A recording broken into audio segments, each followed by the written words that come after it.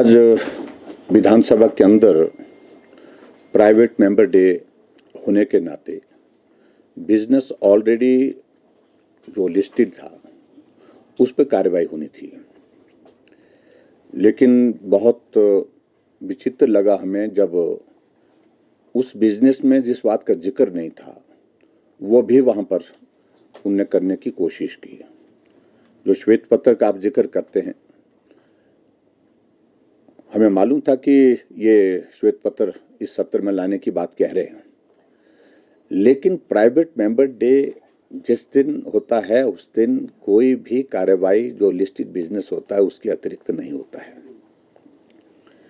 अगर होता भी है तो हाउस की सहमति से होता है। हम सबको इस बात को लेकर के बड़ा आश्चर्य हो गया कि जब एकाएक डिप्टी चीफ मिनिस्टर खड़े होकर के श्वेत पत्र पढ़ने लगे तो हमने व्यवस्था पर प्रश्न खड़ा किया, लेकिन जब इजाजत नहीं दी गई और आखिरकार उस सारे विषय को लेकर के हमारा ऐतराज था और हमने अपना ऐतराज जाहिर किया है। और मैं ये भी कहना चाहूँगा कि अध्यक्ष के आसन के प्रति हमारा पूरा सम्मान है, लेकिन व्यवस्थाएं तो व्यवस्थाएं हैं। जो आज से पहले जो चीज़ें नहीं हुई हैं उन चीज़ों को हम उम्मीद करते हैं कि वो नहीं होनी चाहिए। ऐसे में विशेष तौर से आज जो श्वेत पत्र के माध्यम से जो बातें कहने की कोशिश की, मुझे मालूम नहीं उसमें क्या क्या जिक्र किया है, लेकिन बात वहां से उठी जब प्रधानमंत्री जी के दौरे का जिक्र करने लगे और दौरे पर खर्च हुए पैसे का जिक्र करने लगे। मैं समझता हूं कि इतनी संकीर्ण सोच सरकार की हो सकती है, ये कल्पना नहीं की जा सकती है। प्रधानमंत्री एक संवैधानिक दायित्व पर हैं और हमारे लिए गर्व की बात है कि नरेंद्र मोदी देश के नहीं दुनिया के सर्वप्रिय सबसे ज्यादा लोकप्रिय नेता हैं। और हिमाचल प्रदेश में अगर वो सरकार के दौरान आए, प्रधानमंत्री के बतौर आए, तो हजारों करोड़ रुपए के उद्घाटन और शिलान्यास हुए। चाहे वो ऑल इंडिया मेडिकल इंस्टीट्यूट की बात करें बिलासपुर की, चाहे हम प्रधानमंत्री ग्राम सड़क योजना की शुरुआत की बात करें, चाहे हम बल्क ड्रग फार्मा पार्क की बात करें, हम चाहे मेडिकल डिवाइस पार्क की बात करें, चाहे हम जो हमारे रेणुका जी प्रोजेक्ट की बात करें, और इसके अतिरिक्त में बहुत सारी चीजों को लेकर के उसका भी वो हिसाब मांग रहे हैं। इससे बड़ा दुर्भाग्य नहीं हो सकता है। और मैं उनसे ही पूछता हूं, राहुल गांधी जी क्या है? जब कांग्रेस की सरकार हिमाचल प्रदेश में थी, चुनाव से ठीक 5 दिन पहले मंडी के पड्डल के मैदान में आते हैं और वहां की रैली को सरकारी रूप दिया जाता है और लगभग 1 करोड़ के लगभग जो उस पर जो गाड़ियों पर खर्च किया, वो सारी चीजों पर खर्च किया, उसका बिल सरकार के ऊपर डाल दिया गया। वो तो सिर्फ सांसद थे और उसमें तो मुझे मालूम थे कि कांग्रेस पार्टी के जनरल सेक्रेटरी थे या कांग्रेस पार्टी के अध्यक्ष थे, मुझे मालूम नहीं, लेकिन जो भी थे, लेकिन संवैधानिक दायित्व पर नहीं थे।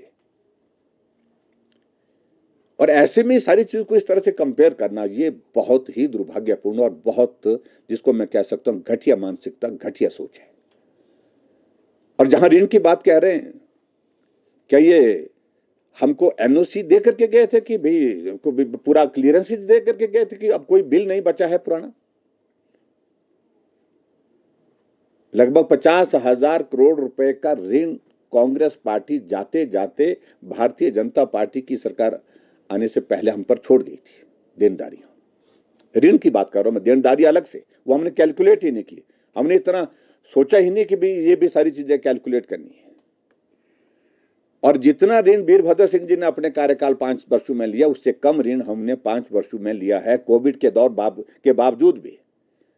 एक्चुअल ऋण जो है वो 75,000 नहीं, एक्चुअल ऋण है 69,600 करोड़ रुपीस जब हमने छोड़ा है। और जब ये सत्ता में आए उसके बाद अप्रैल तक उन्होंने अपना अलग से ऋण लिया और 8 महीने के अंदर 8,000 करोड़ रुपए ऋण ले चुके हैं। ये किस मुंह से सारी बात को कर रहे हैं?